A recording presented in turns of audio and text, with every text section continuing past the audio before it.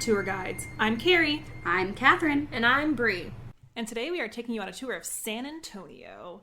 I am very familiar with San Antonio because typically I'm down there at least once a year for about 4 days for a conference for work. They have one every February, which, hey, when this releases, I would have just been getting back from it, but COVID happened and canceled my trip because now it's all virtual. And then I also have one in the summer that sometimes I'll go to. So I am very familiar with San Antonio, especially the downtown area. Yeah, the Riverwalk area. Oh, yeah. I've been to plenty of times. Oh yeah, I'd usually stay on the Riverwalk. I've eaten at probably every single restaurant multiple times, and it is my home away from home. Goodness, so many memories there. It's a fun little place in Texas. I think it has a very unique culture in it to itself. Oh yeah. Yeah, I actually went when my mom came to visit last year for my birthday. Mm-hmm. We went to San Antonio to the Riverwalk and stuff. And that's where we saved a baby bat. That's right. Baby bat. Yeah. Did you ever find out if it had rabies? It didn't. I Oh, got good. He called me and let me know. And everything. Aww. Yeah. So there was a baby bat, and I felt so bad. So It was so cute. My dog has diabetes, so I have to take her out at a scheduled time every day and feed her and give her a shot and stuff. So it was 6 o'clock in the fucking morning, and I'm out on the Riverwalk taking my dog to go to the bathroom.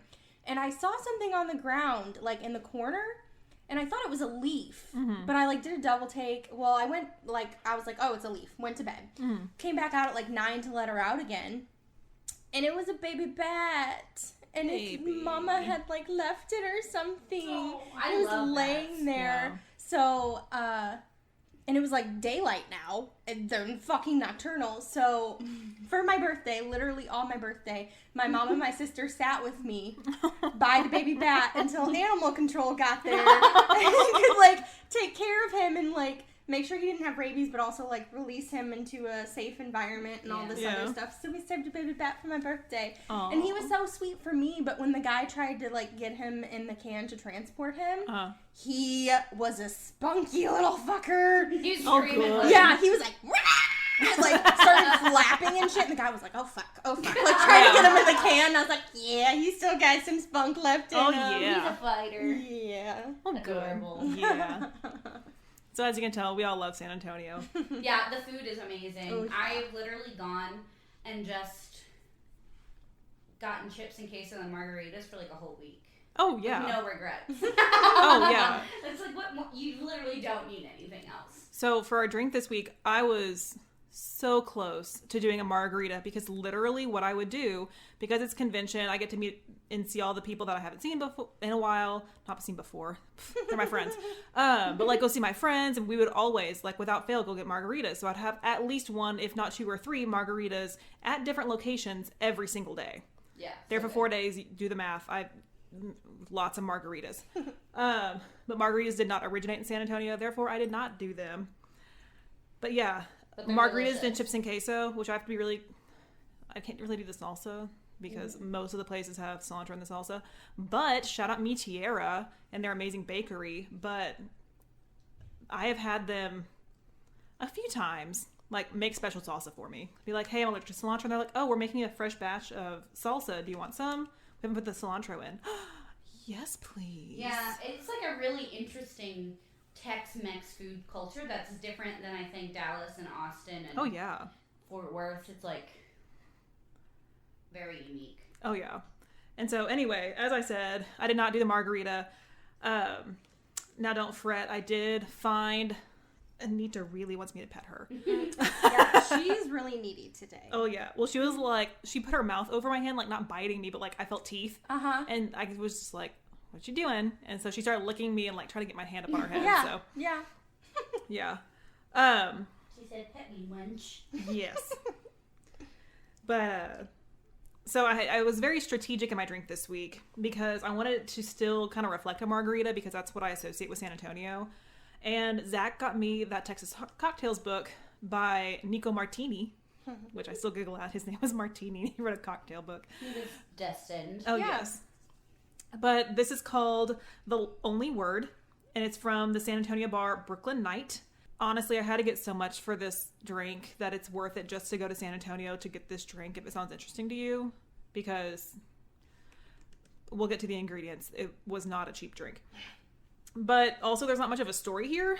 The guy literally built the bar in San Antonio in 2012 as one of the main bars focusing on just cocktails, and he created it. So it's good. It is good. Really unique. Yeah. So the recipe is 3/4 ounce of tequila, 3/4 ounce of lime juice, 3/4 ounce of green chartreuse, 3/4 ounce of maraschino liqueur, 1/4 ounce of mezcal, and celery bitters. You combine all the ingredients and shake over ice and pour into a coupe glass and garnish with a lime. Carrie's gonna have green poop again. No, it's not dyed. It's this isn't blue curacao. We've gone through that. Oh my goodness. I refuse to have drinks that are heavily dyed. No, this drink does not have a whole lot of dye in it. But it's a cool green color. It is pretty. That's kind of luminescent. Yeah, that's the green chartreuse. But it's not like... I don't even know how to describe it. It's not electric green, but it's pretty. Boogie, You'll see the Instagram post. It's a spring green. It is. But I like how Catherine described it. She called it alcoholic Gatorade because that's basically what it tastes like. Yeah, it's fuck. It's like a lemon lime Gatorade, but like it even kind of has like a salty, earthy note, like the electrolytes in Gatorade. Yeah, I get like a pickliness to it. Yeah, there's like a pickliness at the end. Ooh. I really enjoy it. That's the green chartreuse in it.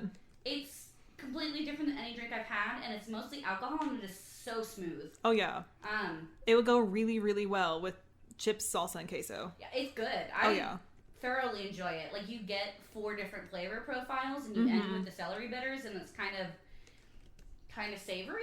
Yeah. And it's like citrusy and sour, but not too sour because I don't like sour stuff. Yeah. But I really enjoy it.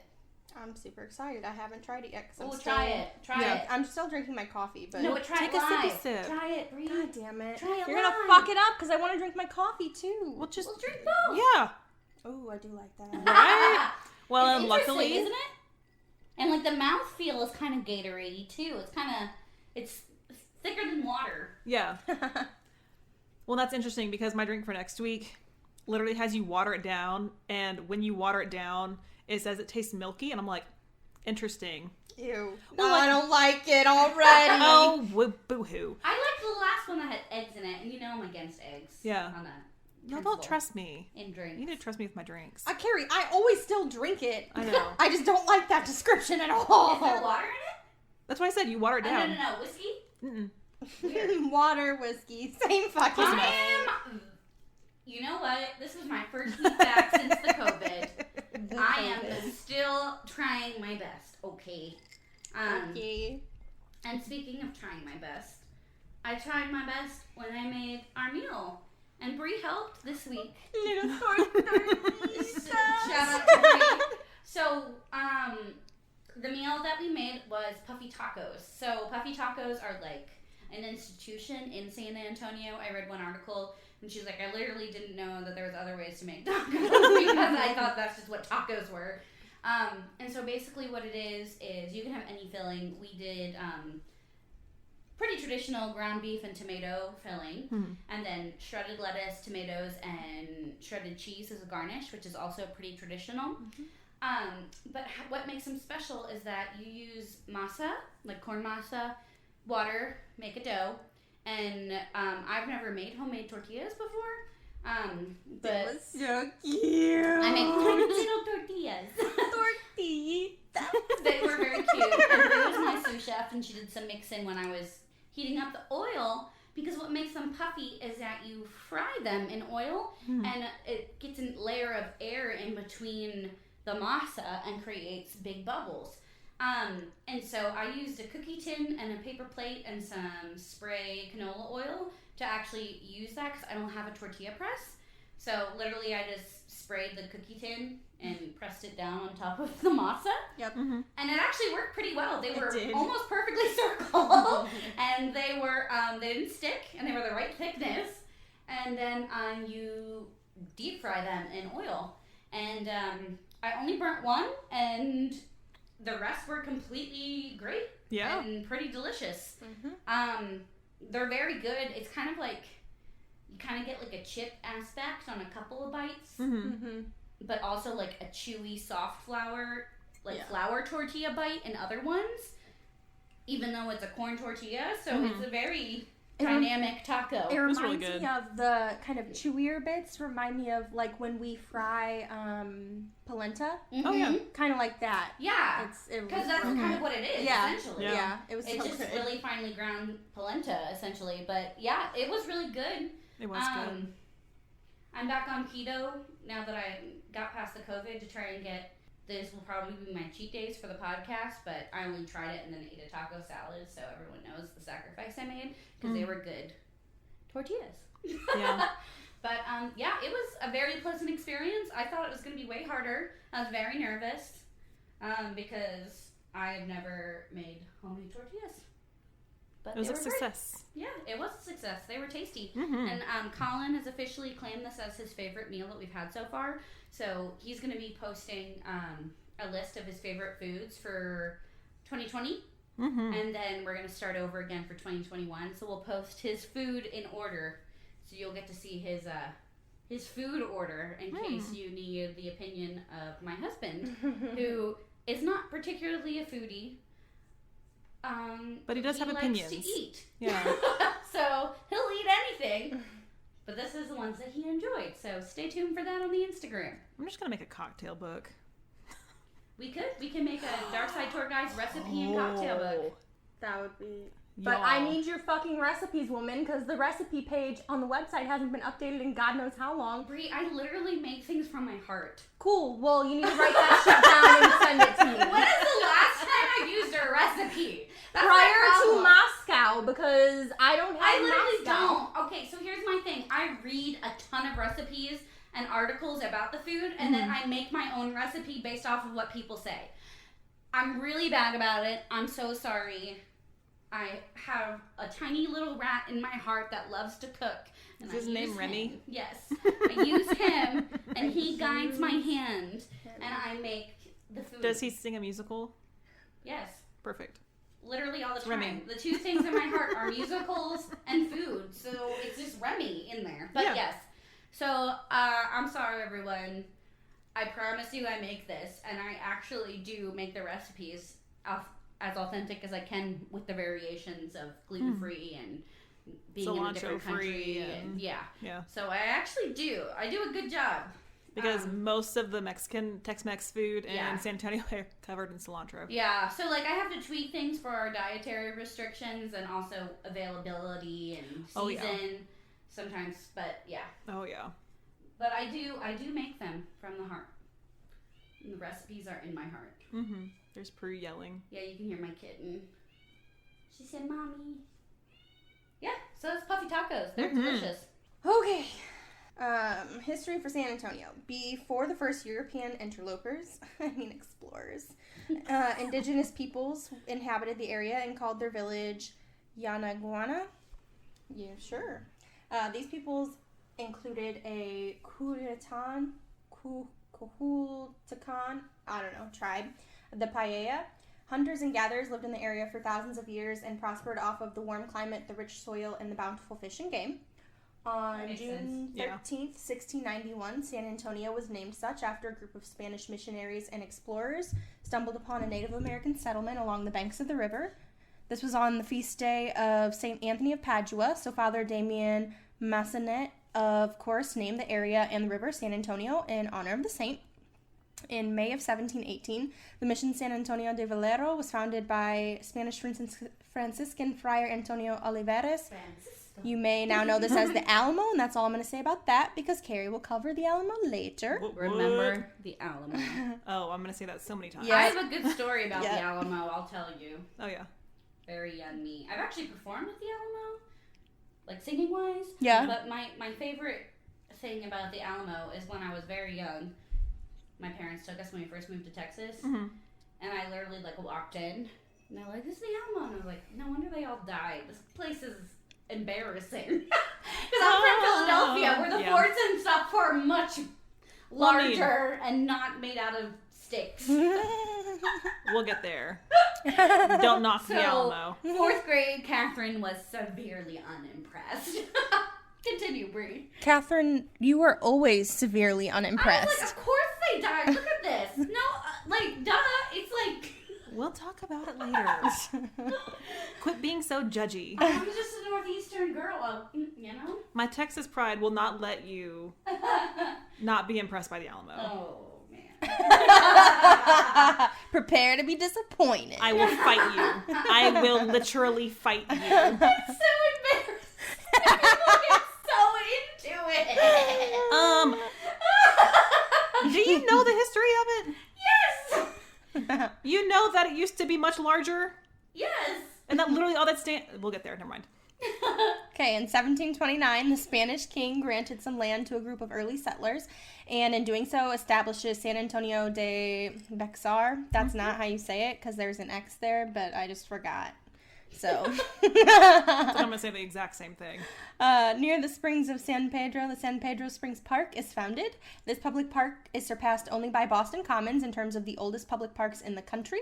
Oh, cool. What? Yep. Around 2 years later, 55 people from the Spanish Canary Islands arrived by royal decree of the king, following a voyage over land and sea that lasted for more than a year. These travelers joined the already present military community in the area and formed the heart of the village of San Antonio de Bexar. Okay, so it is more Spanish-based than Mexican-based. It is both. Yeah, it would, yeah. Because I know that there's a huge amount of Mexican influence now. I'll kind of cover it too, but I know Okay. Carrie will cover a lot. Because that's a very different thing. Even though Yeah. Spain invaded Mexico and San Antonio, apparently, they're very different cultures. Between the two of us, we'll definitely cover it. Oh, yeah. We'll talk about it. I have a lot of history. Yeah, so I avoided a lot of that. Yeah. But I will talk about it a little bit. In 1792, one of San Antonio's first neighborhoods springs up on the south bank of the river, and that neighborhood was called La Villita. In 1813, during the Mexican War of Independence, the Battle of Medina took place 20 miles south of San Antonio. This battle raged on August 18th, 1813, and is said to have been, quote, the bloodiest battle ever fought on Texas soil, end quote. Mm-hmm. On April 24th, 1821, the Treaty of Cordoba was signed by Spanish Viceroy Juan O'Donoghue. And it's spelled with a J. It's great. It's O-D-O-N-O-J-U. That is... With an accent. With an accent. That's great. I know, right? Perfect. I know. I was like, they're going to love this. He was, his, ancestors were like, it's cool. Yeah. It's a cool Irish name. We should use that, but they spelled it weird. There's no J in there. I love it. So my mom's maiden name is Donahue. So as like a true Irish name, I love it. After 11 years of revolution, freeing Mexico from the yoke of Spanish rule after 300 years as a Spanish colony. So there, Spain. Shocker, the Spanish government rejected the treaty and refused to recognize Mexico's independence until December of 1836. Mm-hmm. However, with the signing of that treaty, San Antonio became a part of the Mexican Empire. In January of 1823, Stephen F. Austin, American impresario, was given a land grant from the government of Mexico, and settlers from the U.S. started moving on into the area. However, things start to take a turn for the worse in 1830 when Mexico passed a series of laws in April of that year that outlawed bringing slaves into Texas. Mm-hmm. Oh no! How terrible to outlaw that shit. Well, then people would actually have to pay their workers. Yeah. And they were paying them almost nothing. So it wasn't even like they were making that big of a hit, but they still had to pay them something. Yeah. That sounds familiar. Yeah. Taxed goods going into Texas, prohibited immigration of Americans into Texas in future, and sent Mexican troops to be permanently stationed in Texas. You'll hear more on the rest of this later with Carrie because Alamo. On March 19th, 1840, as 35 Comanche warriors, chiefs, women, and children were killed by Texas troops during a peace conference in the council house fight. A peace conference and they murdered children? Yep. That seems like there's some conflict there. No shit. This, obviously, in no way endeared them to the Comanches and only served to further strain the already tenuous relationship between them, leading to violence for the following 30 years. In 1855, the first brewery in San Antonio was opened next to the Alamo, and it was called the Western Brewery. Yeah, the owners were German businessmen William Menger and Charles Degen. Menger! Yeah, we're going to talk about the Menger Hotel, too. Me too. Yeah. And they stored the beer in cold tunnels under the Menger Hotel. Mid-February 1861, the first military engagement of the Civil War happens in San Antonio. U.S. Army General David Twiggs surrendered to a large force of armed Double G. Banging names. Double G. Oh, yeah. Double G. Surrendered to a large force of armed rebels, and Texas joined the Confederacy 2 weeks later. Following the war in 1865, the U.S. Army retook the city, and in 1870, U.S. Congress readmits Texas into the Union. However, the South will spend the next 6 years recovering and rebuilding. Oh, this is fun. In the late 1880s, apparently the quote-unquote chili queens, young women in the 19th century known for serving chile con carne and other similar foods on the plaza, were credited with introducing chile con carne to the world. Delicious. Oh, and you may know about Fiesta San Antonio, but did you know that it dates back to 1891 and started as a one parade event to honor the heroes of the Alamo and the Battle of San Jacinto? Oh. Jacinto. Say it like a Texan. Nope. Oh, and going back to the Ming Hotel for a minute, did you know that good old Theo Roosevelt recruited some of his famous cavalrymen, the Rough Riders, to fight in the Spanish-American War at the bar of that hotel? I think they did In 1898. Or My Favorite Murder. I think it's My Favorite Murder. But also Roosevelt in San Antonio. But yeah, we're staying there. Yeah, but we're staying there. I would love to stay there. Haunted hotels are like, woo woo. What a wonderful niche. So I can never book it because it always gets booked up for the conference. Because it is closed and it's right across from the Alamo. But they literally probably don't even know it's haunted. Right? And so we're going to have to go not during conference so we can stay there. And I want to go wander the halls at 3 in the morning. Yes. Perfect. Just like I did with the Driscoll, and we're going to the Driscoll as well because there's a painting I want to show y'all because it's also fucking haunted. Literally, haunted hotel, sign me up. Oh, yeah. Even if you just stay for a night. We're taking the stairs, bitches. Beware the shaft. Oh, God. Beware the shaft. I'll meet you there. I'll take my chances. Oh, yeah. My old lady, these are not going on the stairs. Yeah, let's stay at the one in Dallas where the elevators are haunted. You know, I'll, bring some sage and just, hold it in my hand. If they don't have topiary next to the elevator, I'm bringing my own. Here you go, you're welcome. Yeah. No, we're doing, a central to south. A shrubbery! Yeah, no, we have to do, a tour of mid to south Texas to get all these haunted hotels because... I love a haunted hotel. I need a shaft with the topiary for balls to put on our future merchandising. Hey, I have a shaft for you. Not mine. You don't want Collins. I'm just gonna leave that alone because I could get myself in so much trouble with any comment I say. Literally anyone. Normally there would be a comment I'd be like, but I know all of you and your husbands and everything, and I just can't. I can't. Colin and Zach are both chuckling to themselves. I know. Zach doesn't listen to this. Oh, Colin doesn't either. Feel it in our heart. Oh yeah, hope Zach is chuckling. They're laughing. Yeah. They feel me avoiding talking about their penises. Yes. I wasn't talking about Zach's. Sign me the fuck up. I'm here. Oh, I got there. Did you get my comment when you told me to look at the Instagram and I was like, he can strum me any day? Oh yeah. Winky face. I doubt it. I hope not. He did look at my story though, so where I posted about this podcast. So let's hope he doesn't listen. He apparently likes drunk me, so I'm getting there for you, buddy. And listen to this podcast. Okay. Anyway. Yeah, but makes you get drunk so much faster. This is also all alcohol. Anyway, I'm here for that. Yeah. We're here for it. Bring me some wine. Oh, there's still more of this. God, but I'm still on call. Yep, we're going. Okay, in 1916. I'm not gonna drink it. But bitch. I want it for me. Well, fuck you too. Hydrating. Hydration stations. Oh my Take God. that, Take that, COVID. I haven't been drinking because I had the Rona. Yeah. Beware the Rona.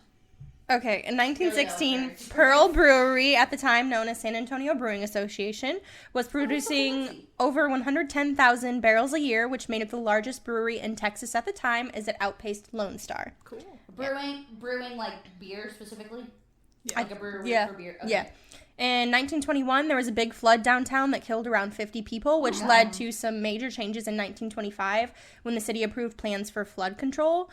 These changes included draining the river bend to make it a storm sewer with a street over it. The San Antonio Conservation Society also took commissioners on canoe rides to show them the river in attempts to save it. And they had like a puppet show, apparently.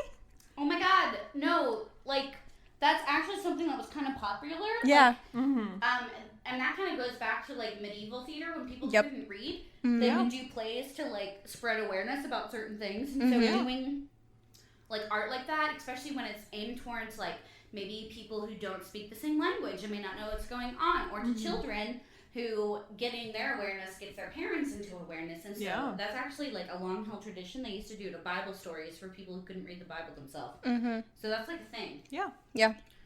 Theater's all around us, folks. Oh, and speaking of people who couldn't necessarily speak English in terms of, like, immigration and everything, I didn't put this in here, but that village, that neighborhood I mentioned, La Villita, so I think it was in the 19th century, maybe it was the 20th, I don't know, but that neighborhood came, like, highly populated with, like, German and other European immigrants and stuff like that, so it was very diverse. There's a really good German sandwich place that's right up above the Riverwalk.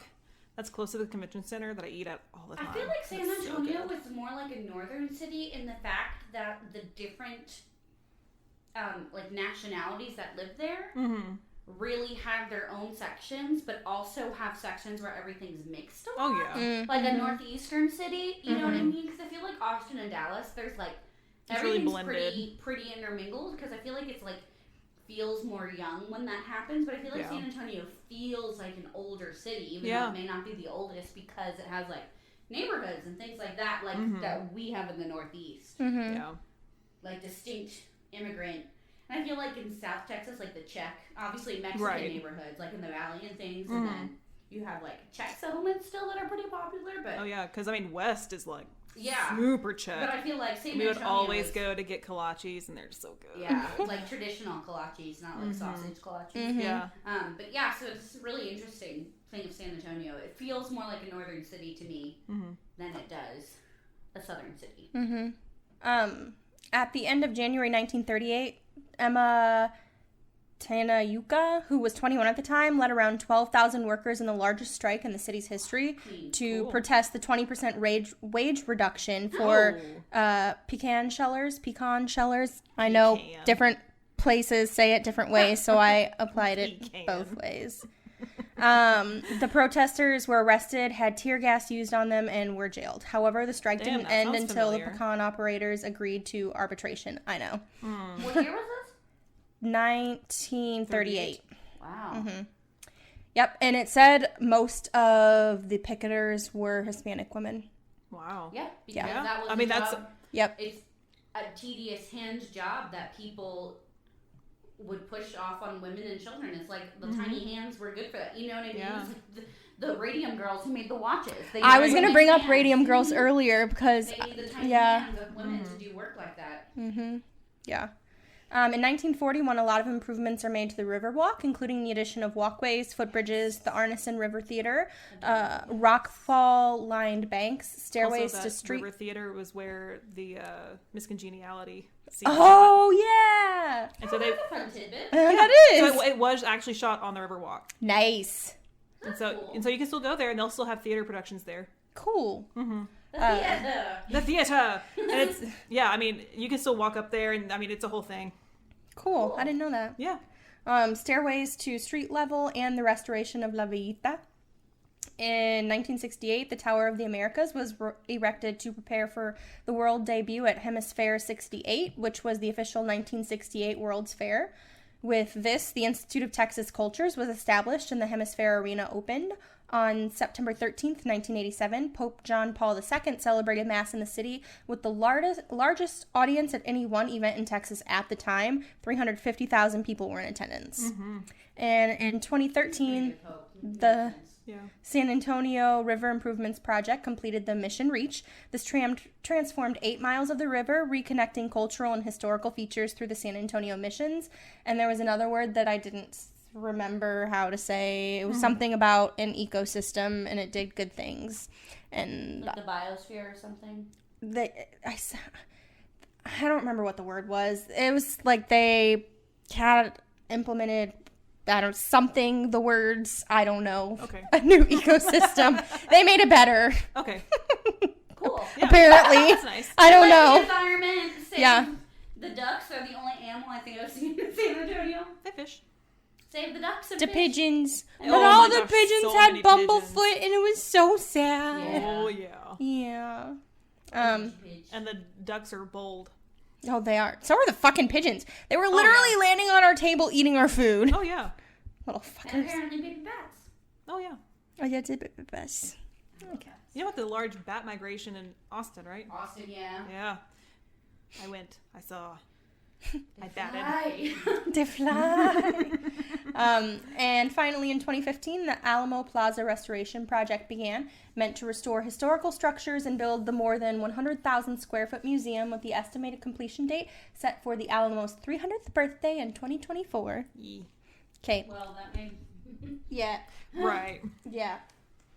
Well, a lot of construction didn't stop Yeah. with COVID.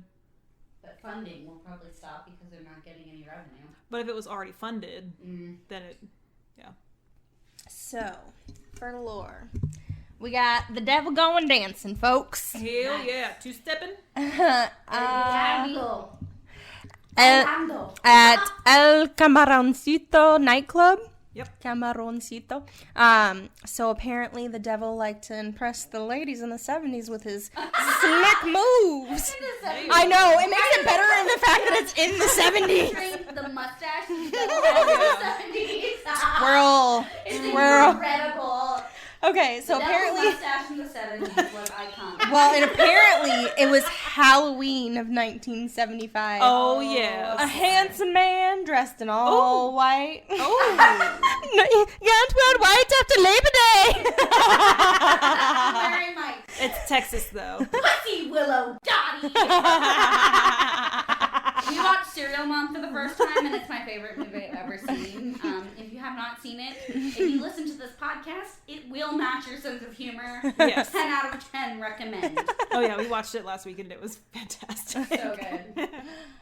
Serial Mom. Serial Mom. So apparently he was a smooth dancer. Oh. And he wooed the ladies. With his mustache. But also, like... And hot after Labor Day. But it's Texas, so it really doesn't matter. Yeah, well... Plus it was Halloween. Mm-hmm. Yeah. So one of the women, I guess, looked down at his feet as the night went on and noticed that his shoes had changed into clawed chicken's feet. Mm. Chicken or other pigeon. people, right? Other people said it was goat hooves, which makes more sense Right. What because if he just had duck feet? He was like flapping around. Because all the ducks in San Antonio, he's just flapping around. Oh, yeah. Dancing. You didn't tell about that. No, duck. This is the devil. And the Saturday Night Fever. And all Stay like alive. I've literally just had the picture of a duck dancing in my brain. yes, everything. This is everything. Oh my gosh. Okay. So either way, they all agreed that he was the devil, and apparently everyone ran away to the bathroom. Yeah, accurate. No, he ran away to the bathroom. Okay, Oh. I thought they all ran to the bathroom, and I was like, bitch, what? Is this an awful horror movie? Like, you are the bitch I yell at on the screen every time. No, he ran away to the bathroom and escaped through the window, and he left behind a cloud of smoke and a sulfuric smell. He Oh. farted and left. The original crop dusting. I just imagine him being like, really like, being like, I just tried to dance, and he's like, feelings are hurt, and he gets nervous gas, and that's what Oh happened. my god. I need a t-shirt that says been there, got the brimstone or some shit. Like, I need it. Okay. So, the Grim Reaper at Milam, I don't know, Square. So, apparently he protects the cemetery there. It's apparently built on top of an 18th century Catholic cemetery. Makes sense. Yeah. Stacking them. So the remains stacks of on Spanish stacks. settlers and Native Americans who fought over the land were laid to rest there. It's literally an Indian burial ground. Yep. That's never a good place to start. No. Well, I mean, it's a lot hella of San fucking Antonio haunted. Is Yeah. an Indian burial ground. So apparently, according to legend, the visitors who walk through the park, who have like angry or hateful thoughts as they do so, awaken the spirits. Oh, I can't go. Yeah. So It's not for us. there's that. well, I'm usually pretty happy because I drink my margaritas every day. I'm not. I'm an angry bitch. Yeah. Okay. Anyway, Victoria's Black Swan Inn. Ooh. So it's apparently one of the most haunted places in the U.S. So I had to talk We're about going. it. Since you're talking about the Alamo, We're going. I had to talk about this. But we're going. It sounds Yeah. haunted. Like that name is. Victoria's Black Swan Inn. Fuck Where yeah. do we go? Is it still open? Let me see. So I want to go. obviously it's a destination for ghost hunters and thrill seekers. The Battle of Salado Creek between the Texans and the Mexican Army took place there in 1842. Salado? How's it spelled? Salado. Salado? Well, I don't know. If in Spanish it would be Salado. Oh, the Texas city, they call it Salado. Well, I'm not from here. I don't fucking know. Sure, that. There's a winery there that my parents like. But wait, there's more. It also served previously as a Native American encampment. So lots of people say they see spirits in the woods. And there was a couple, Jolene Woods and Park Jolene. Street. His name was Park Street, y'all. Anyway, they used to live there. Please don't take my man. Park Street. Jolene died of cancer. Get it, girl. Oh. Yeah, and Park later killed himself. Oh. Yeah, it's sad. It's sad, guys. Say it out. Committing suicide. She's an icon, though. I love her so much. Yeah, Yeah. she's done like an incredible amount to help with COVID relief as well, and just charity in general. Oh, yeah. Dolly. I Yeah. love her so much. Imagine Library, or the Dolly Parton, the library thing Oh, yeah, that she for does. children. Yeah. She's amazing. Okay. So Jolene can allegedly be seen walking the gazebo in the front yard. Aw. And a girl named Sarah apparently is said to communicate by Ouija board. Oh. Cool. Aw. Let's go do it. Down. But you guys told me before we couldn't do Ouija boards. Not in our house. Other places. We can go somewhere else. Okay. And always say goodbye. Oh, yeah. Fuck yeah. Close that gateway, bitches. Mm-hmm. Okay. Always say goodbye. Ciao. Bye bye. Bye. Bye. Take care then. But not bye for you. We're still on. Yeah, haunting at the San Antonio State Hospital. Is that what we always say bye here? Close off the... We go bye. She said, is that why? But is that why? Yeah, Are we gotta closing close the off gateway. The gateway. The portal to hell. The podcast portal, as we like to call it. That's it. Yeah, okay. So, asylums are scary to begin with. Oh, yeah. Oh yeah. The trauma in that space. Yeah, it leaves a fucking imprint. It used to be the Southwestern Insane Asylum, which historically was corrupt, lots of scandal and death. Yeah. The legend says that the spirits of the ill, who were wrongfully checked in, still haunt the grounds. It was established in 1892, and it was huge. They could have more than 2,000 patients, Oh my God. and it was almost always past capacity. Oh. That's Yeah. People say that the People spirits... with mental illness, disabilities, and women who their husbands got tired of Yep. them. Yep. Yep. Yep. It was in Or they were there. pissed off at him because they had an original thought, or they wanted sex. Or- Oh, Only no. doing Or crackers if they were and stuff. homosexual. Yeah. Oh, yeah. Yeah. 'Cause that was considered a mental disease. Yeah. Yep. Bullshit. Okay.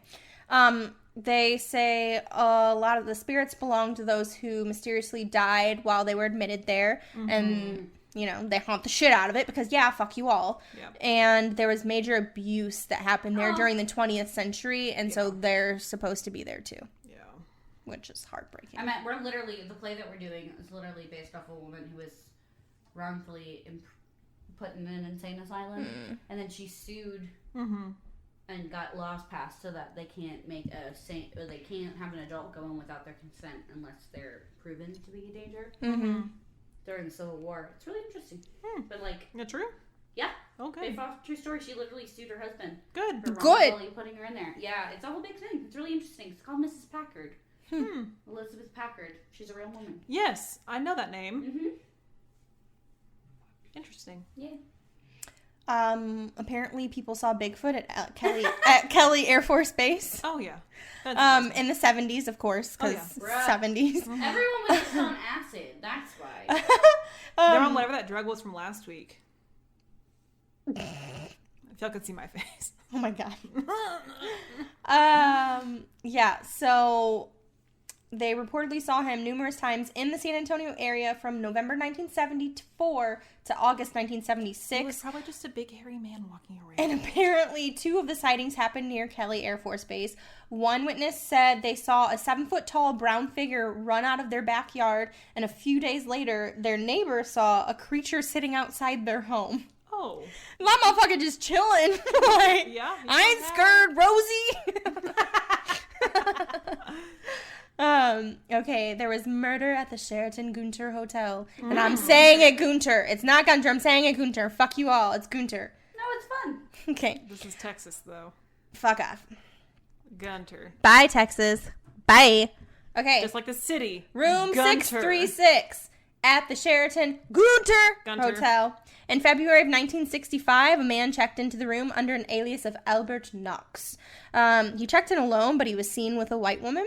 And a few days later, a maid went into the room to discover him standing next to a blood-soaked bed.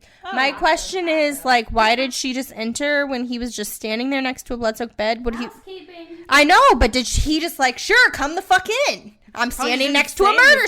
scene. He probably didn't say anything because he was in shock or something. Well, fuck, man. Yeah, because when I had a migraine staying at a hotel over Christmas because of my grandmother's Oh, yeah. freezer going out, I got a migraine from it. And so I was just in the room and they came in, they were like, honey, are you okay? I was like, I have a migraine. What's wrong? And they're like, you're changing rooms. Great.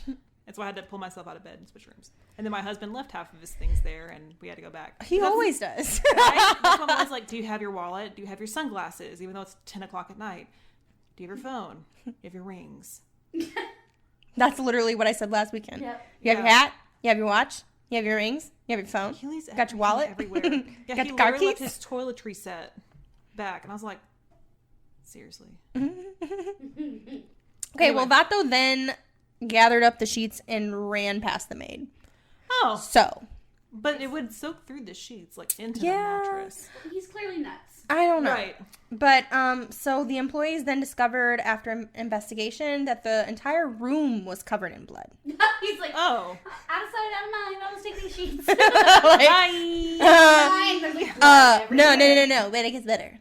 So police said that there were small pieces of her flesh found in the bathroom Yikes. with Gross. some supposedly flushed down the toilet. And they later found the man at the St. Anthony Hotel where he had killed himself. Oh. Yikes. Yeah. So he was panicking. Yeah. He probably didn't mean to kill her, and then... There were chunks of Yeah. I her. think Well- also if it's like everywhere. But if he, like, blacked out or something, and then he realized what he Still. did, he clearly was not thinking things through. Or he could have tried to dispose the body by chopping it up. Yeah. Because he panicked. But, like, what tools did you have in a hotel room to chop up the body? I sliced off a piece of my flesh yesterday Well, on a cheese grater. okay, different.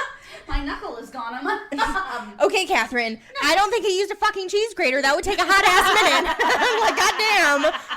I mean, maybe that's why there was blood literally all over the fucking room. Let me get rid of the body. Cheese grater. Sounds great. Room service, can I get a cheese grater up here? Really big boys of Parmesan. Okay, midget mansion. What? That's what it's called. Okay. Apparently a ton of crazy ass shit went down, but not everyone's really sure.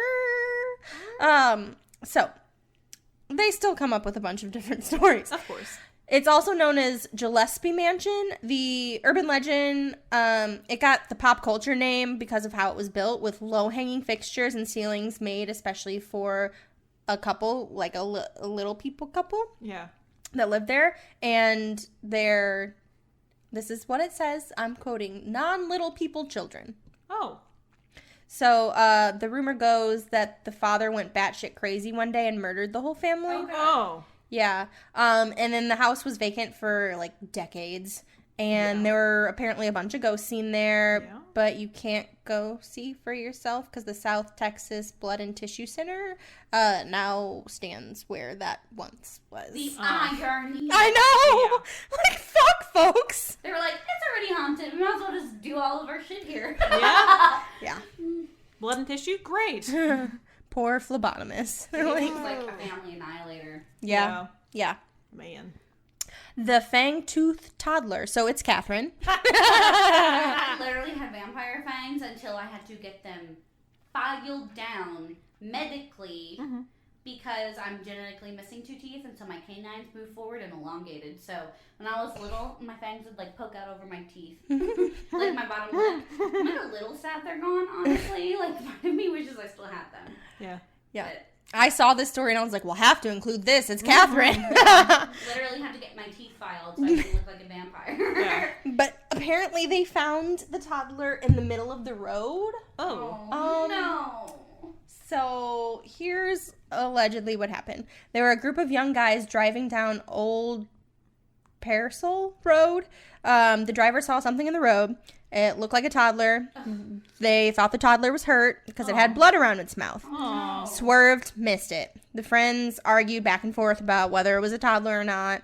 Driver This is a really big raccoon. ended up deciding that they should just go home. No! Yeah. Call the police and then go home. But please. after they went home, he felt bad, thought he'd left a baby in the middle of nowhere. So with a cooler of beer packed, he went back to Old Purcell Road. But he got a flat. Sir? He got a flat and found 2 small puncture marks in the tire. What the fuck?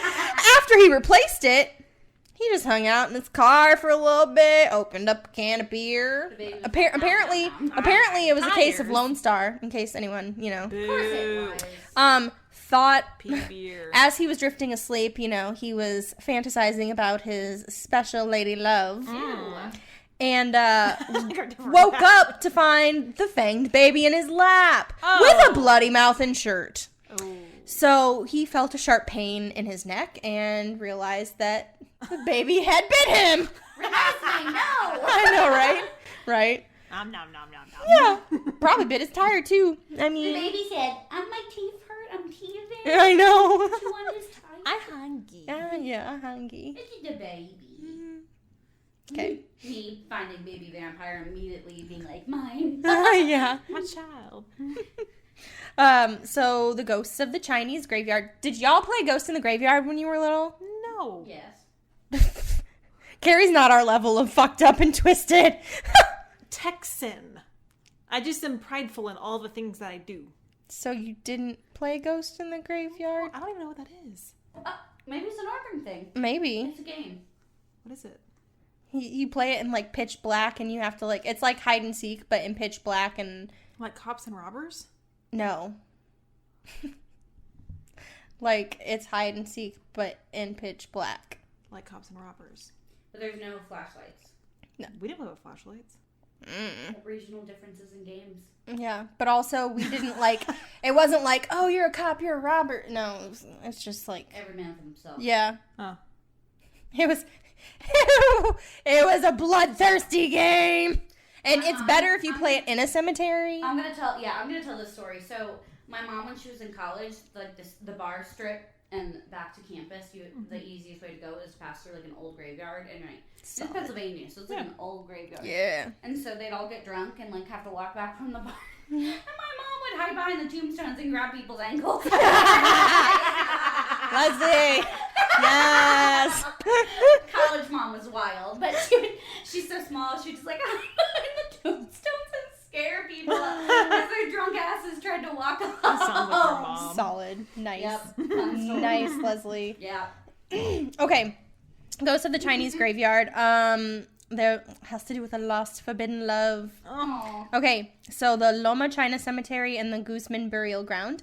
The Chinese graveyard on the south side has a shit ton of history. There are a bunch of graves that belong to people with the last name Guzman and others with Chinese last names. It's a attraction to because of generations of Guzman's past loves for a Chinese woman. Oh. So his family His family forbid him Having from been drinking. from seeing this woman, but they would meet at that cemetery.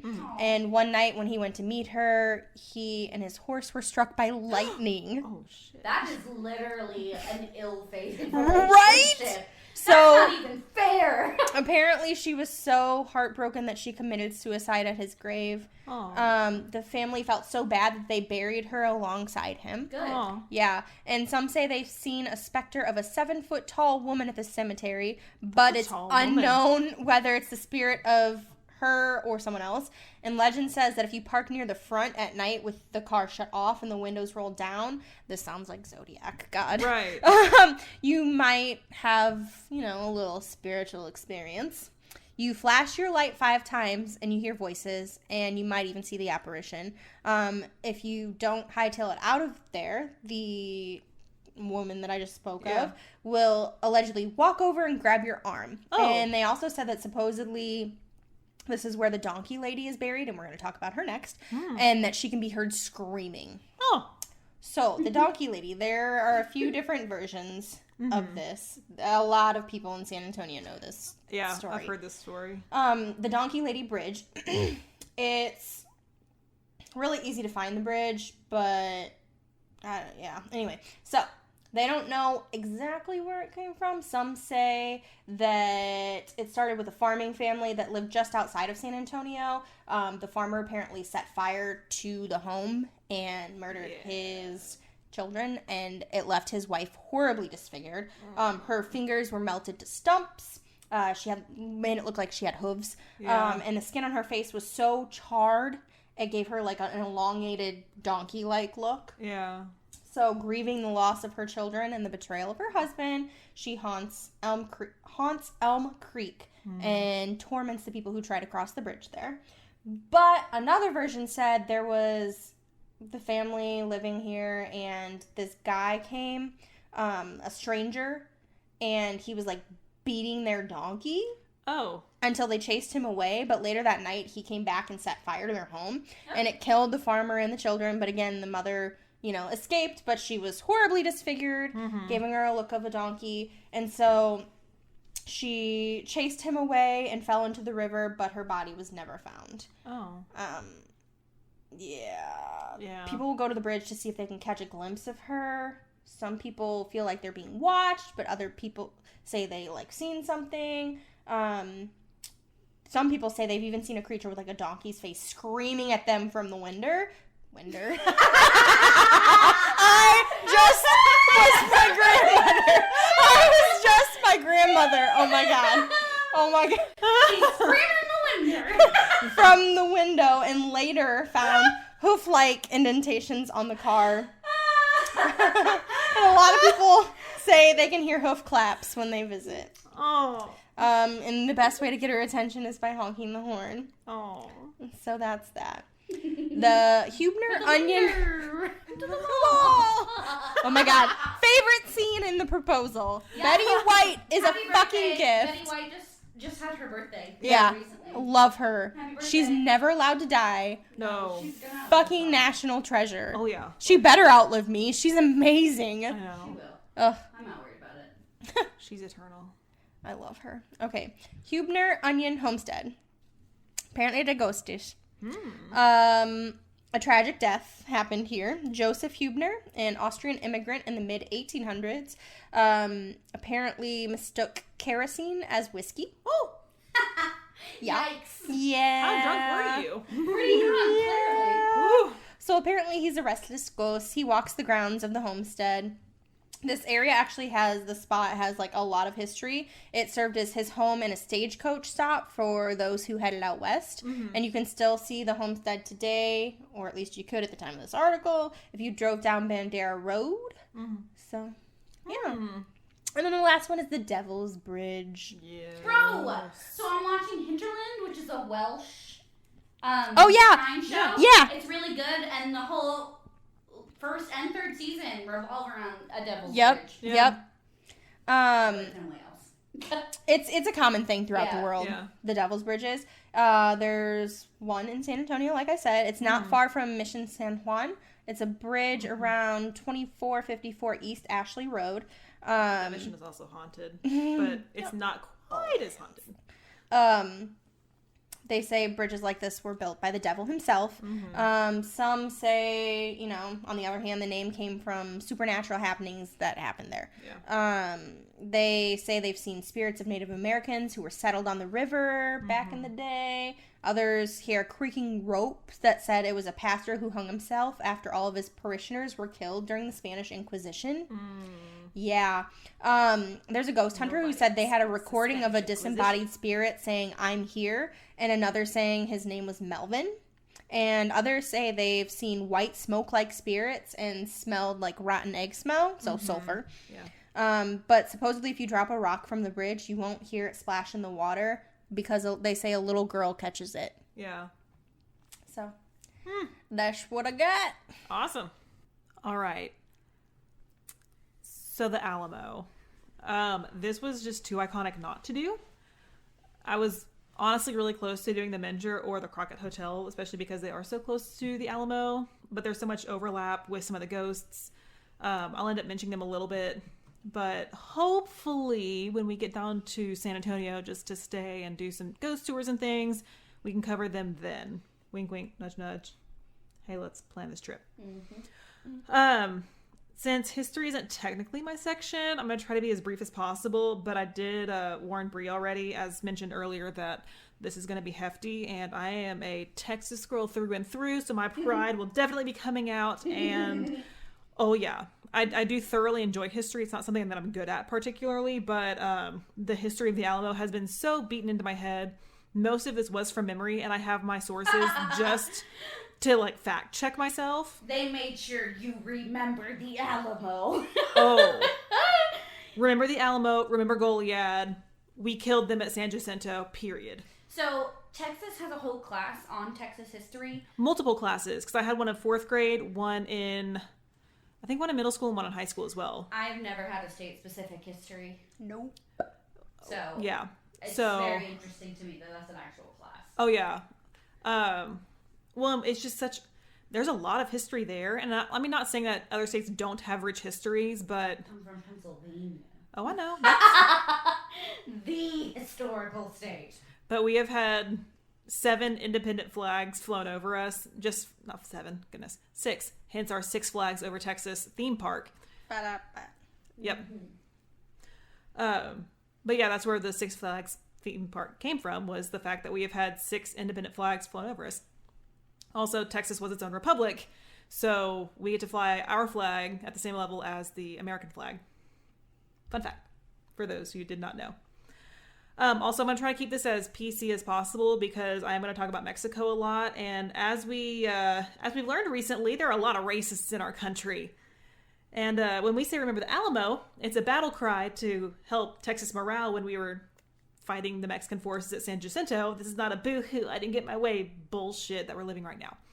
So, the Alamo began its life in 1718, and though it wasn't fully built in 1744, it did serve as the Mission San Antonio de Valero on the banks of the San Antonio River. Initially, this mission housed the Franciscan monks, missionaries, and Native American converts. Take that as you will. Some of them may have been converts. Most of them were probably just housed there and forced to do their labor. Yeah, we're going to give a couple of them the benefit of the doubt. Hopefully they found a happy lifestyle. Yeah. Fingers crossed. Hopefully. Jumping forward to the early 1800s, the mission was abandoned and Spanish military troops took up residency and named it El Alamo since it stood in a grove of cottonwood trees. The word Alamo means poplar or cottonwood in Spanish. Oh. And it was a way to honor Alamo de Parras. I'm sure. I'm not going into that history of him, but he was well known and there's a lot there that was not relevant to the Alamo. After Mexico's war for independence from Spain in 1821, Mexican troops took up residence in the Alamo. Not long after Stephen F. Austin arrived with 300 other families that the U.S. government allowed to settle in Texas. Of course, this ignited more interest in the U.S. U.S. citizens took up occupancy, caused problems, blah, blah, blah, as mentioned by Brie. In 1835, this triggered a fight for Texas's independence from Mexico. Of course, all the tariffs, all the restrictions. We already talked about this. In December of 1835, Benjamin Milam led Tejano and Texian, so Texas Mexicans, volunteers to fight against the Mexicans occupying the Alamo. And after just 5 days, they claimed victory over General Martin Perfecto de Cos and took back control of San Antonio. His middle name is Perfect? Perfecto. Mm-hmm. Nice. Good for him. Right? That's a pretty awesome middle name. Yeah. Perfect. My middle name. Martin Perfecto de Cos. From there, Colonel James Bowie and Lieutenant Colonel William B. Travis, very famous names here in Texas, took command of the Alamo, despite Sam Houston arguing that the former mission should be abandoned due to lack of troops. But being true Texans that they are, Bowie and Travis said nah and wanted to fight until the end. So Sam Houston... And they did, to be fair. Oh, yeah, they did. To the end. Oh, rough. Sam Houston was onto something when he said that they should abandon due to lack of troops because the Alamo's defense never reached more than 200 men. Yikes. So, after General Martin Perfecto de Cos lost control of the Alamo, General Antonio Lopez de Santa Anna, de Cos's brother-in-law? I read that in one of them. That's uncomfortable. Right. But he took over as a self-proclaimed dictator, and he was ready for a fight. His troops numbered anywhere between 1,800 and 6,000, though most of my sources lean toward that 1,800 number. The Battle of the Alamo began on February 23rd, 1836, and lasted 13 days. On the morning of March 6th, 1836, the Mexican troops broke through the north wall and overtook the fort. The fighting only lasted about 90 minutes after that, and as the battle ended, General Santa Anna gave the order to take no prisoners and allowed his men to loot the Alamo and throw the slain Texans into a mass grave, the river, or burn them. It was rough. There were... Also, don't carnage. put bodies in the river. People need that water. That's disgusting. Right. They literally settled by the river to have drinking water and irrigation. Yeah. I feel like if you're going to be horribly disrespectful to corpses anyways, don't put them in a river. Right. You know, there's other methods you can use that's not disgusting. Right. So, among those who died was Davie Crockett. Davie Crockett. Yes, that Davie Crockett, the frontiersman from Tennessee, who was also a congressman. Santa Anna did let a few women and children live. Oh, how generous. One of these was Susanna Dickinson, wife of Captain Almiron Dickinson, who was killed in the fighting, and their infant daughter, Angelina. Oh. They were sent to Sam Houston's camp in Gonzales, Texas, to give a warning that if the fighting continued, Santa Anna would continue to slaughter Texans. So it was, we're going to let you live, go spread our carnage. Yeah, I meant that's pretty common. Yeah. So my Texas pride does have to mention that even though all the Texans were slain, except those few women and children, that between 600 and 1,600 of the Mexican soldiers were also slain in the fighting. Just throwing that out there. They held their own. Yes, they did. So considering that 200 men could kill 3 times that many at least, you know, we're fighters. Go Texans. One interesting thing that Santa Anna's aide wrote after the Battle of the Alamo was, "One more such glorious victory, and we're finished." Clearly, he didn't understand how stubborn Texans are. So, while the Texans lost the battle, the Alamo became a symbol of their resistance to the Mexican government's opposition, and the Mexican army did occupy the Alamo from March until May, when, as I mentioned, I did not mention earlier, When they realize it's too hot to be in that fort in San Antonio in May. Right. Goodness. So they left. Yeah. Apparently I did mention earlier, because I skipped that in my notes because I went rogue. Sorry, not sorry. I'm always going rogue in my notes, let's be honest. I know. Well, and I write notes because my depression makes me have really bad memory loss. And so I always have to read them. And so when I go rogue, I forget things. Depression hasn't taken from me. See, and my memory is shit. Like, I can't remember anything. I can remember everything. Man, I wish. It'd make memorizing music so much easier. Anyway, the Texans defeated the Mexican army at the Battle of San Jacinto on April 21st, 1836. That battle only lasted 18 minutes. Sam Houston was not messing around when he arrived that day, even though he was outnumbered 800 to 1,500. The Texans won and captured Santa Ana, and a treaty was drawn up granting Texas's independence.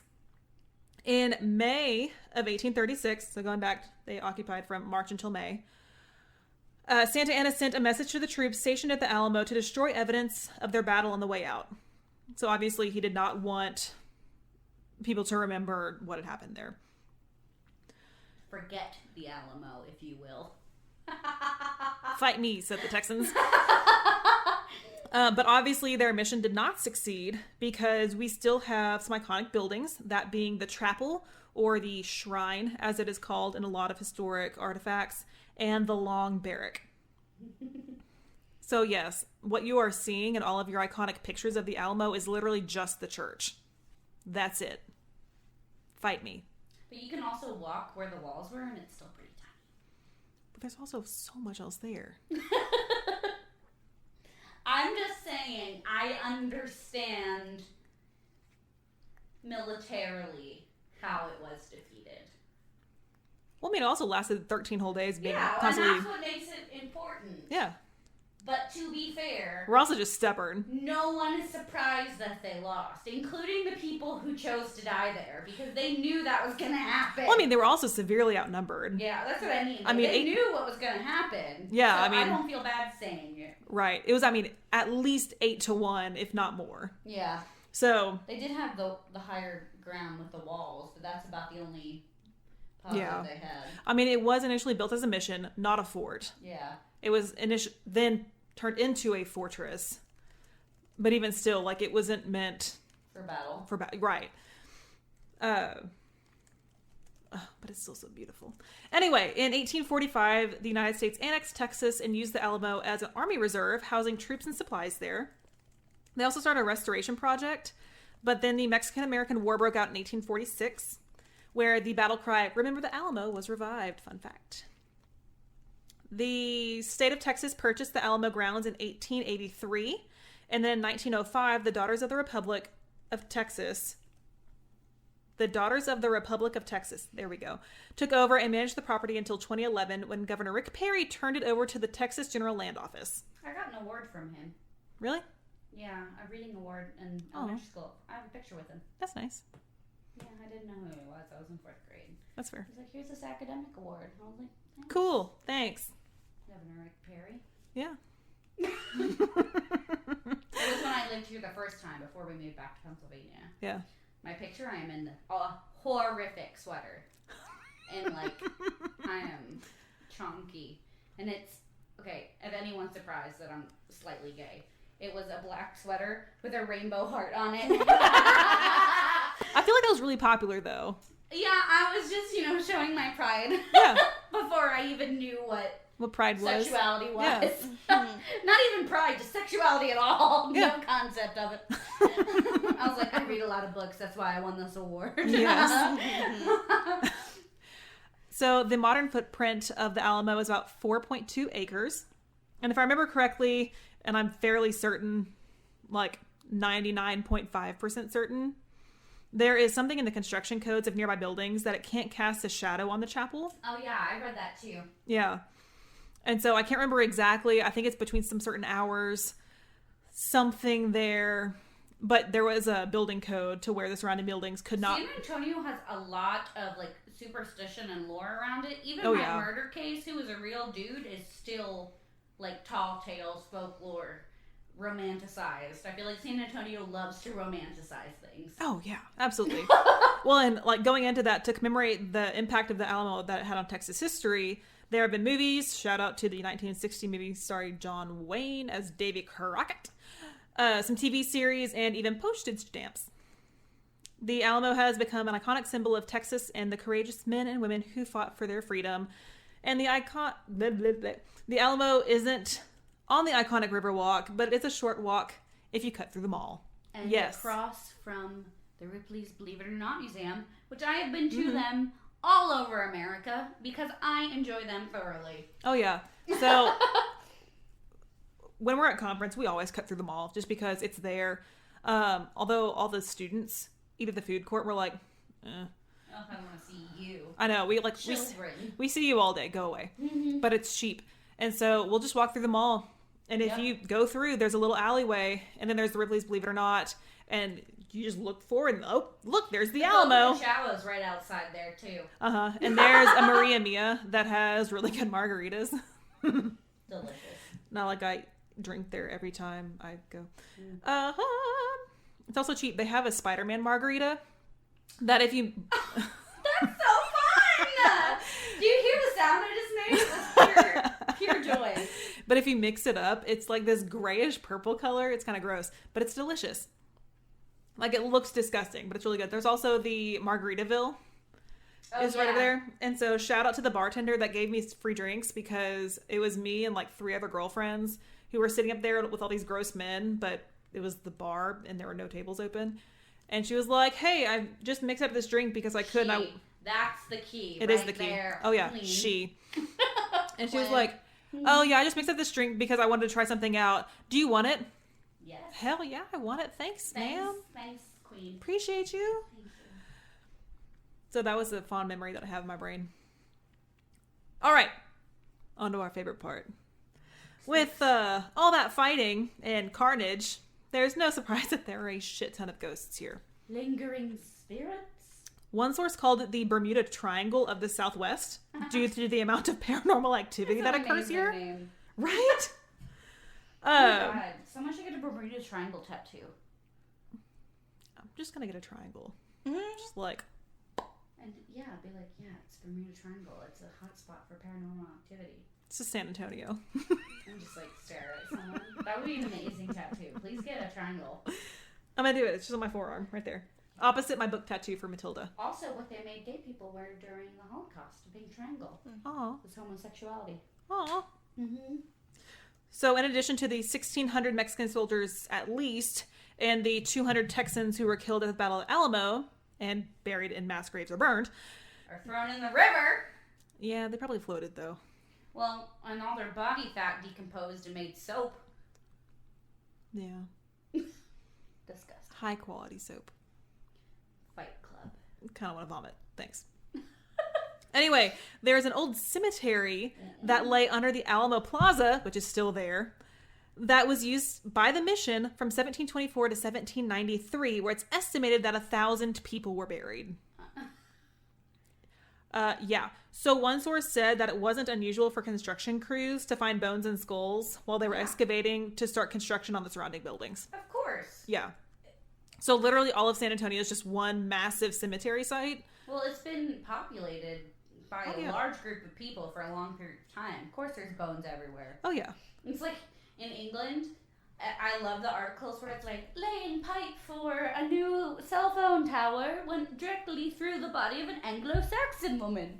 And it happens like every week. I'm like, gosh, can you please check for corpses? Right. They're historical treasures and you're just putting cell phone towers through them? Come on, bro. Right. If you see a skull, maybe don't put a hole through it. That's just my personal Someone else already did. Yeah. Rough. Anyway, so one oddity is that the spirits in San Antonio have actually gotten more restless. They have not calmed down. So paranormal activity has increased. I know. And so that has been really interesting, especially in drunk TMEA teachers getting margaritas and singing all over the place. They're like, can you shut up? I'm trying to be undead here. They're just all mad at TMEA. All the ghosts come out to yell at all the Texas music educators. Carrie thinks it's way funnier than I think the joke actually was. It's because it's not Carrie's not breathing. See her face. She's bright red and not breathing. Oh, ouch, that hurts. That's so close to the truth. It's not even funny. Oh, I know, because I go to TETA, the theater teacher one. Oh, boy. Oh. Last time I went, though, I had mono, and I don't remember anything. Oh, my gosh. so choir directors, while I am one and I love them all, we're horrible people.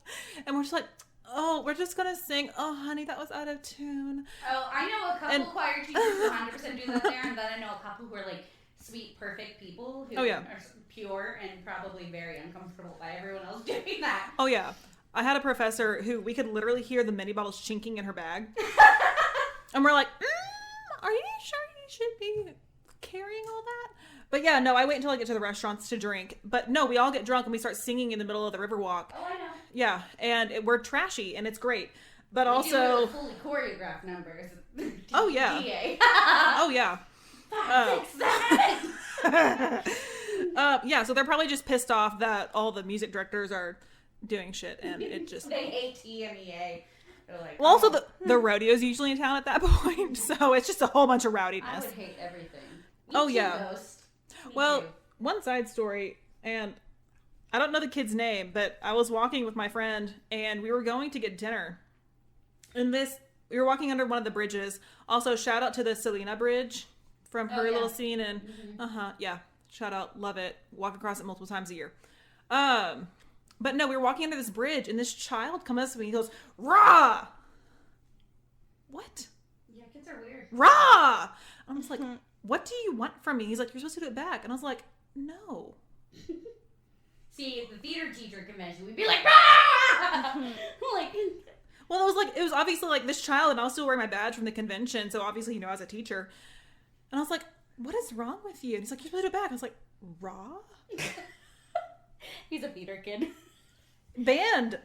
Yeah. Right? And I was like, band. What is you look at me like I'm supposed to know this. And Carrie I know and I glare at each other when we think of band and like band. I know I was in marching band for 6 years because I was in color guard, but I'm a choir and teacher. My husband is a band guy. He was a drumline guy, even worse, but still band. But like, kids. it's different from band. Band kids. Yeah, I was literally talking about it earlier that my band director hated color guard so much that I thought I was dying in our little color guard room because I was by myself and no one would come to check on me because I was in color guard and I was the only person in there because he drove off everyone else. And I had a cyst burst in my ovaries. Thanks. And I literally thought I was dying. And I literally could have died in that room and no one would have found me. And that got fucking dark. Yeah. So, thanks, band. I'm just biased against band kids.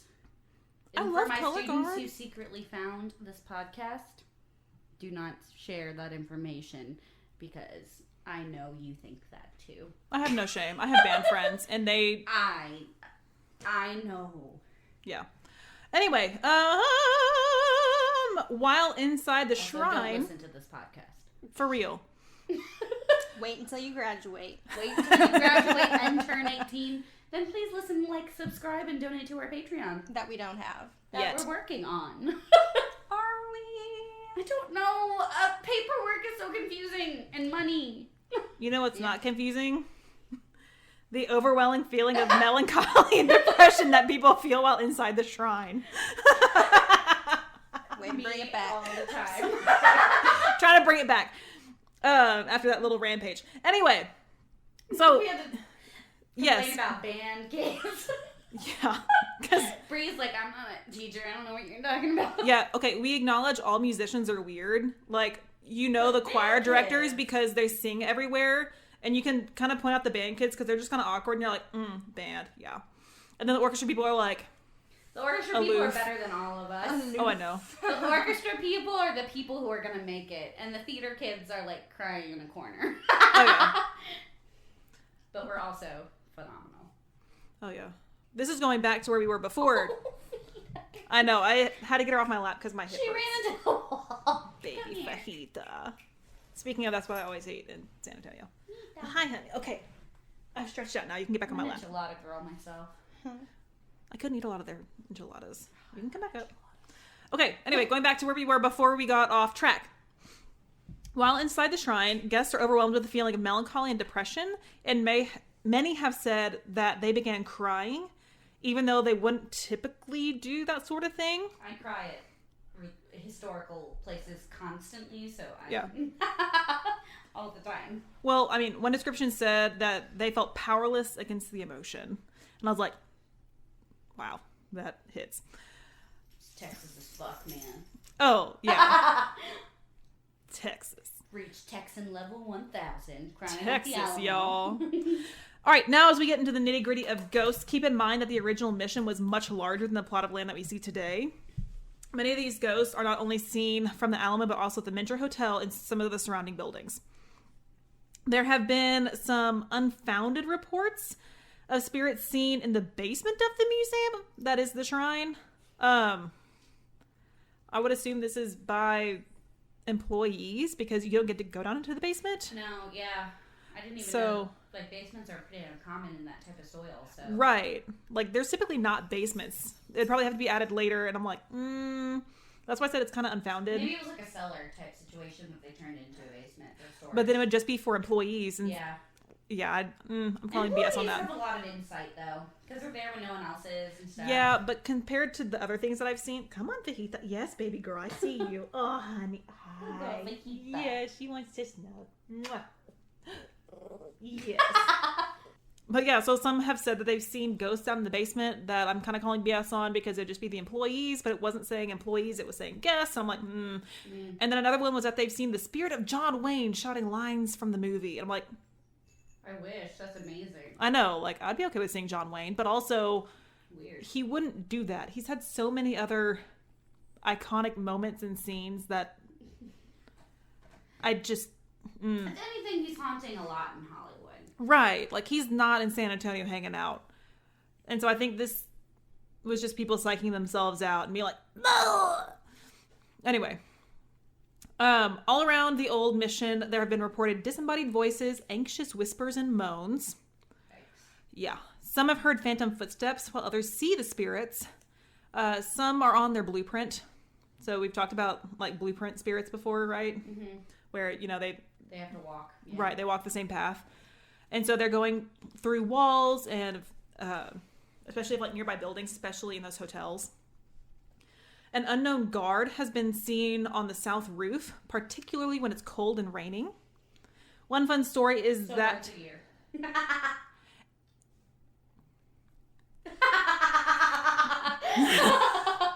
I wish you could see my face. It's not too far off. Maybe like 30 days a year. Yeah. Yeah, because it's not really that cold. No. I mean, it rains just like anywhere else, but... Right. But it does rain in February and March. And it does rain in like October, November. Yeah. Our two rainy seasons. Statistically, probably around 30 days a year. Yeah. And so he's usually seen in those times. And then one fun story is that of an Alamo ranger who witnessed a man in a long black coat walking across the Alamo grounds. The ranger was confused because it was hot, and the ranger thought, what kind of idiot would wear such a warm coat on a 90-degree day? Girl, that's for sure. Oh, yeah. As he continued to watch, he realized that the coat was not a design of this era, and he was witnessing an apparition. Cool. Yeah, so I was like, damn, that's awesome. I can imagine like the apparition like slow walking, you can hear spurs clicking. Oh, yeah. You know? But apparently he was like walking toward the library, and I was like, He's going to get some knowledge. Oh, yeah.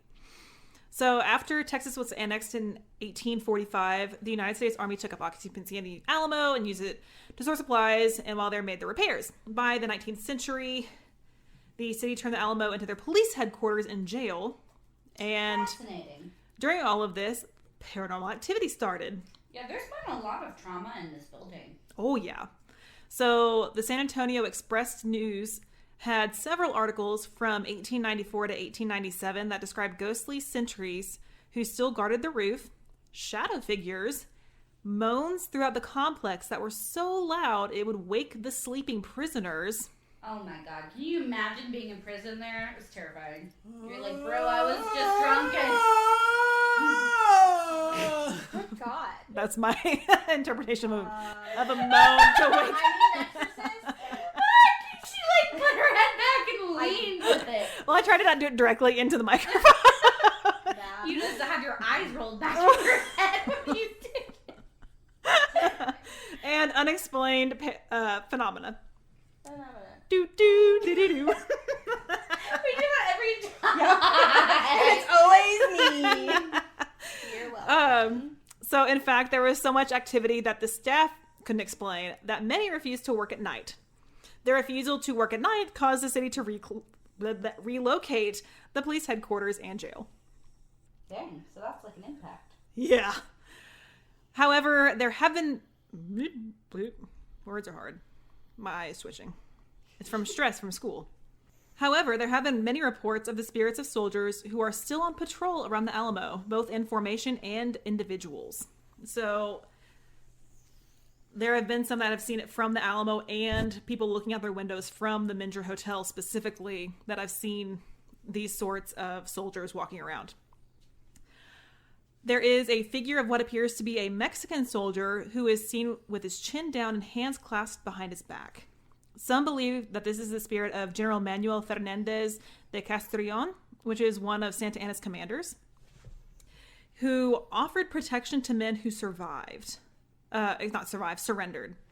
So these were 6 men who, after the attack, was like, hey, fine. We admit defeat. We know we lost. However, Santa Anna was ruthless and, as I said earlier, took no prisoners. And so he personally murdered the 6 men and Castrillon for helping them. And so some believe that that was him still walking these, showing mercy and following chivalrous protocols of war, which is something that's not chivalrous, but people pretend it is. Right. Great. Yeah. So that's him. And some have witnessed a father and son duo up on the top of the church parapet just after sunrise. So the spirits apparently jerk as the man grabs hold of the child as both of them jump to the ground from the top of the church. That's terrifying. I don't like that. This is likely the residual energy from the final moments of fighting, because as I said, it was just before dawn when they broke through. But some Mexican soldiers looked up and saw them horrified to see a tall, thin man with a small child in his arms leap to the ground from the parapet at the rear of the Alamo Church. And that is a quote from one of the articles. So instead of being taken prisoner, he committed suicide? Well, I'm assuming that they called it a glitch or a jerk. I'm assuming that that's them being shot. And so he was shot, grabbed hold of his child, and then jumped. Got it. So it's horrible. That's just my assumption, but it made sense. Many report seeing a little blonde boy in the upper left window, which is now part of the gift shop. The story goes that he was evacuated during the battle, but without his parents. And so his spirit returns to the place where he last saw them. That's sad. He is seen most during February, since that's when the battle took place.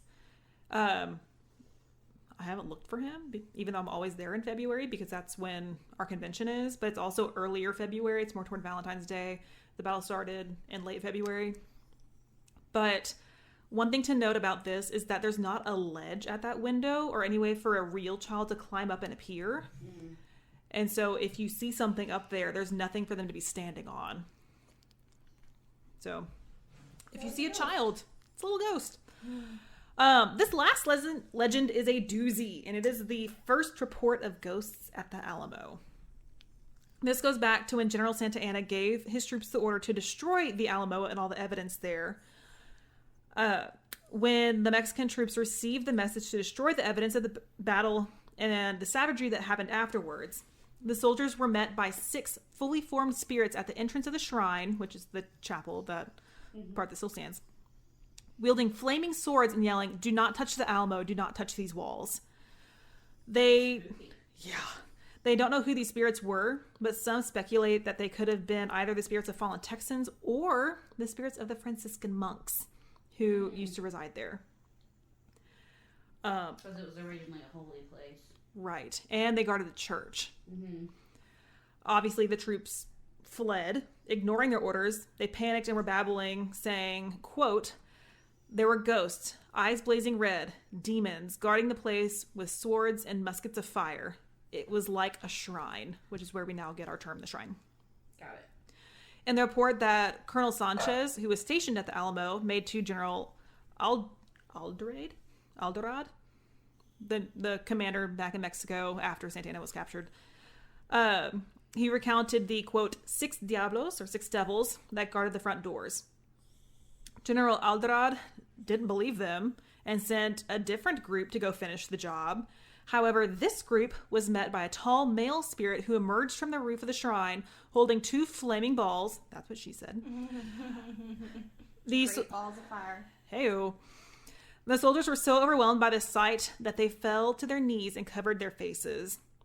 They obviously fled, but the Mexican forces did not return after this.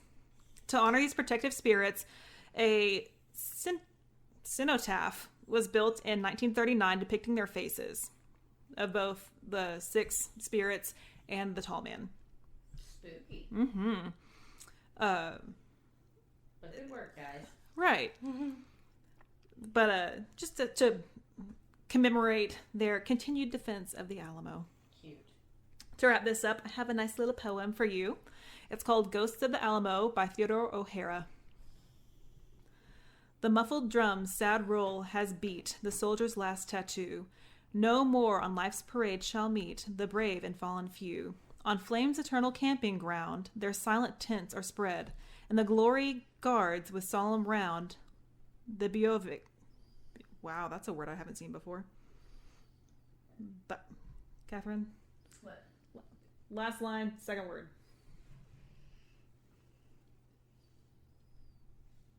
Spell it. B-I-O-V Last line, second word. of the poem. First stanza. First, okay. B-I-V-O-U-A-C. B-O-U-A-C. Bivouac? Bivouac. Bivouac? Something like that. Apparently I missed that in my first reading, or it copied wrong. I'm gonna Google what it is. Yeah. B-I-V-O-U-A-C. It's rare that I run into a vocabulary that I Right? don't know what it means. I'm gonna be honest with you. I know that sounds very conceited, but it's true. Oh, yeah, no, I'm same. gonna look. The bivouac of the dead. There we go. That's what I'm going to stick with. Bivouac, a temporary camp without tents or cover used especially by soldiers or mountaineers.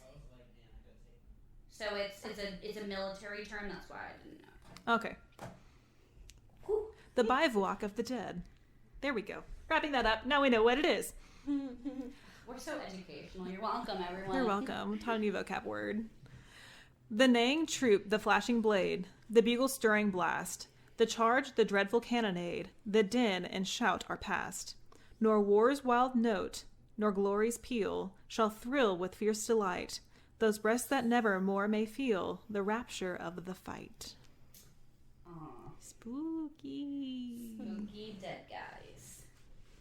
All right, we're going to talk about a spooky dead guy in my story.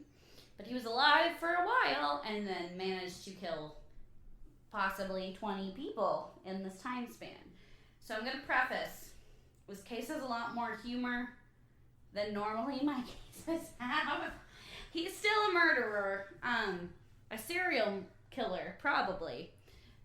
But his method of hiding the bodies is just so comic book villain that it circles back around to being almost funny. So we're going to talk about Joe Douglas Ball.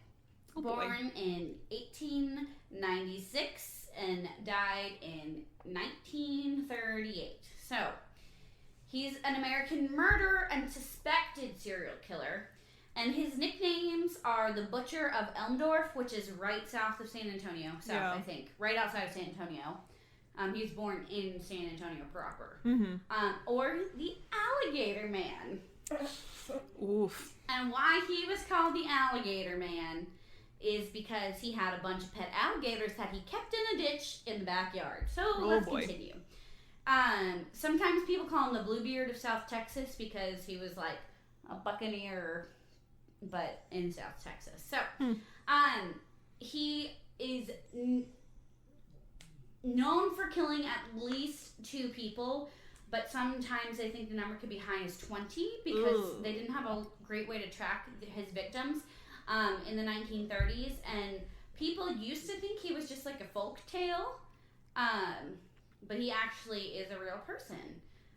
So he died by suicide instead of getting taken into custody when it was found out that he definitely had 2 victims. So he did this in the span of 2 years. So if he did kill 20 women in 2 years, that's almost a lot. 1 a month. Yeah. Okay. So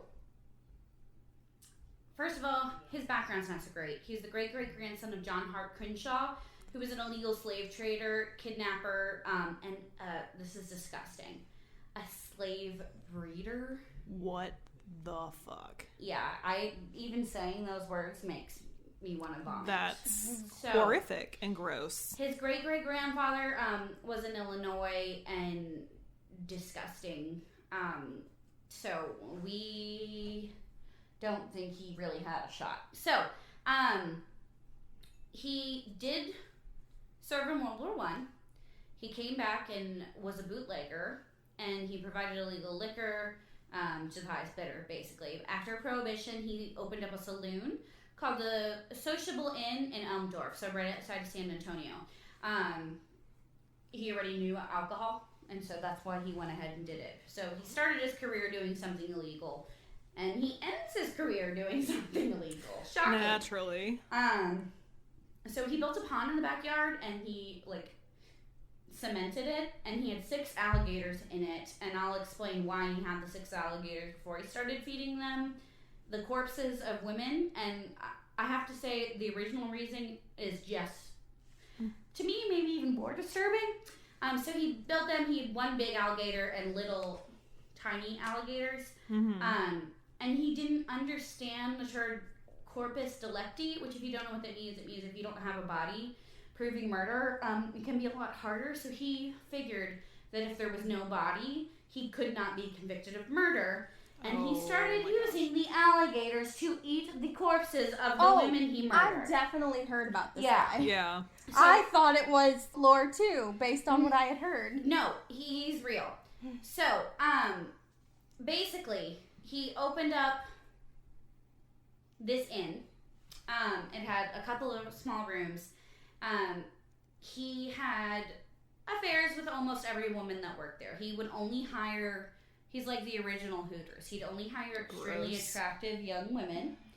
And he would get everyone drunk and then feed live kittens and puppies to the alligators and let people do it for the highest price. Ugh. He is a horrible person, and for some reason that bothers me more than feeding dead people to it, and I don't know if that's correct, but he'd feed them live animals for fun. That's... And people loved it. People would go all around to see the hot waitresses and to feed baby kittens and baby puppies to alligators. And I know alligators have to eat, do not get me wrong, but you should not be feeding live animals if they're in captivity. Mm-hmm. I'm sorry, that's not how it works. I fed an alligator an entire chicken once. Bree and I watched a couple crocodiles eat chickens when we were in Costa Rica. Oh yeah, in Costa Rica there's it's Crocodile Bridge. Yeah. And everyone stops there, and it's just a shit ton of fucking crabs. They're so many. Giant. And they have signs and it's far down where the crocodiles are, but up on the road they have signs beware the fucking crocodiles, because those bitches will just come up and walk across the road and shit. They look like dinosaurs. They're massive. Yeah. Oh yeah, when I was in Belize. Yeah. There was the quote-unquote zoo there, and it was chicken wire between you and the animals. Mm-hmm. And they're like, oh yeah, our alligator gets out every now and then. We don't know where she goes, but she comes back pregnant and has her babies here. She comes back pregnant. It's like a stray cat. And so of course they're like, yeah, she's here now. Well, good. I don't want to be running into a freaking alligator, but yeah, I touched an ocelot because it was literally chicken wire between me and an ocelot. The zoo that I went to in Ecuador, this deer kept licking us. It was like a rescue deer, so it's all native Andean species, and they live in the mountains, and they just fence it off in between the different animals, and you hike the mountains to go look at the animals because it's a rehabilitation center. Mm-hmm. So it's if they've been attacked by poachers or something. Mm-hmm. And this deer was raised there because she was abandoned when she was little, and homegirl just come up and she'd just lick you because she liked the salt from sweating, because you're hiking, and she'd just be like, I was like, you're so cute. That's why they have salt lick. Uh-huh. But I was like, oh my god, she licked me. It was magical. She was How so did cute. it feel? cow's tongue, like... No, it was puppyish. Like, it felt a little puppyish. I was going to say more cat's tongue or more more like a dog than a cat. Okay. I've been licked by multiple animals. So, anyways, back to this psychopath. Also giraffe tongue. Oh, I've been licked by a giraffe too. Oh, yeah. She wrapped it around my arm. That's a slimy tuber kind of situation. Oh, yeah. Too much control in tongues of so giraffes. Cute. Just... So, a bunch of women were reported missing. Barmaid's former girlfriends and his wife. And everyone's like, that's so weird. Where are they going? He's like, man, I don't know. Kicks shoes to alligators. Like, I don't know, man. So, sheriff deputies began to question him when they realized how many people were gone. And so he pulled a handgun from the cash register and killed himself with a bullet through the heart. On his death certificate, it also says that he shot himself in the head. Either way, he killed himself as soon as the police showed up. Like, they literally went in to question him and he killed himself. So he was extraordinarily guilty. Yeah. Because an innocent person wouldn't do that. A handyman who worked there, who, like, knew about the murders and, like, helped with cleanup and stuff, admitted to helping him, disposing of at least 2 bodies. And they were Hazel Brown and Minnie Gothard. And so... You say Hazel Brown? Yes. What was her name? Yes, it's funny. That's... So, the film Eaten Alive by Tobe Hooper, who also did the Texas Chainsaw Massacre, so he's, like, big into Texas folklore serial killer movies. He did a movie based off of him. And wasn't Texas Chainsaw Massacre also in San Antonio? I think outside of San Antonio. It's much more rural. Everyone has a different story about where the fuck Texas Chainsaw Massacre happened. Right. Some people say it's like Missouri. They're like, it's not even Texas, it's Missouri. Well, it's based off of a couple different things. Yeah. So, but also Missouri Chainsaw Massacre doesn't sound that scary. It sounds like... Yeah, no, that's what I'm saying. Like, who the fuck knows where it actually, Yeah.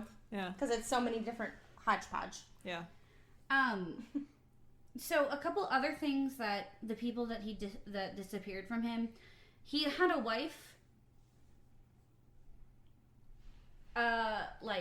girlfriend that he promised to leave his wife for, and another young woman that he was dating, all working for him in the bar.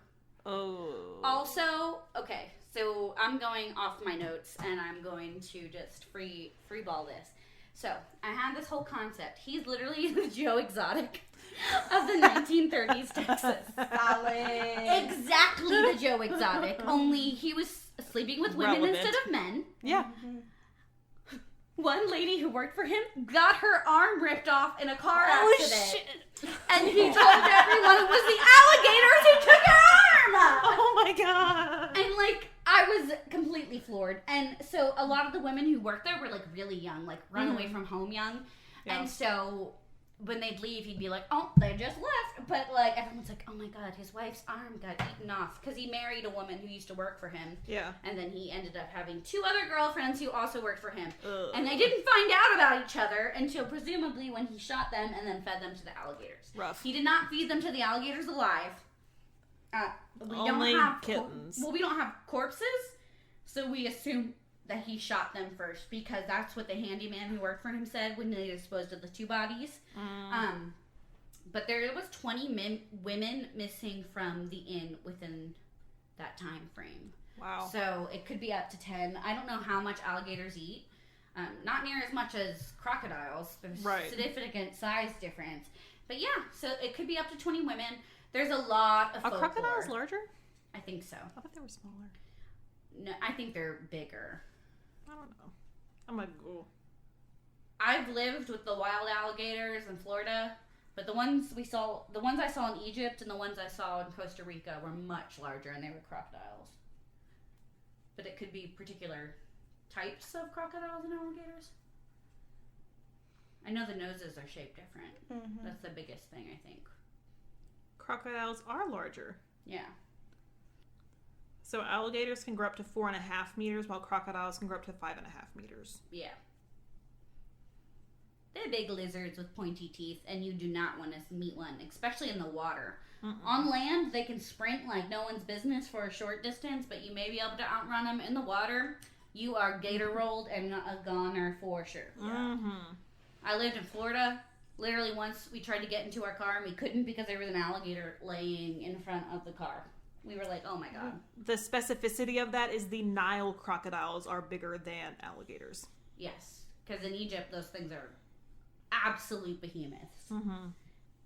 But you gotta watch out for the hippos more. Who knew? Oh yeah.